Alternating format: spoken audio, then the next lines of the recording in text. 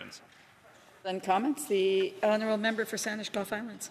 Madam Speaker, and I have to tell my honourable colleague and parliamentary secretary that I think his and his government's commitment to nuclear energy is entirely misplaced and lacking any evidence that makes any kind of reasonable case that nuclear energy contributes to addressing the climate crisis. I also note his point to the honourable member for Repentigny about radioisotopes. I recommend that the parliamentary secretary look at what cyclotrons do, particularly the TRIUMF cyclotron in North Vancouver, in which his government has also invested producing radioisotopes without the threats to the environment and human health presented by relying on nuclear energy. But the reasons that the Greens continue to oppose nuclear energy and do not see it as a solution to climate change is very simple and practical.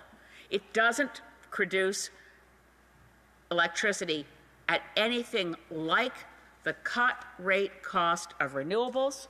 You're now getting solar in at less than 3 cents a kilowatt hour. You can roll out solar from the minute you decide to do it to when it's producing electricity in a matter of months. Any new nuclear reactor takes more than a decade, and the costs break the bank of any province. To that, I would only add to the parliamentary secretary to please consider this. This Parliament has never once had a debate on nuclear energy and a vote on whether it's a good idea or not. The last time and the only time. Sorry, I do have to allow for one more question after this. The honourable parliamentary secretary. Thank you very much, Madam Chair. I'd like to thank my honourable friend and colleague for the debate today. And I would state that not all Greens agree with the honourable leader of the Green Party.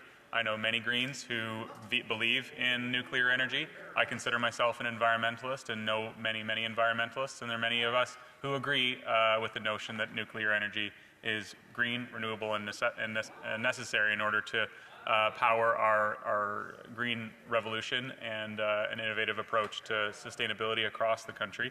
And, you know, I point to Ontario as a great example. We would still be burning coal if it were not for nuclear in Ontario. Question, the honourable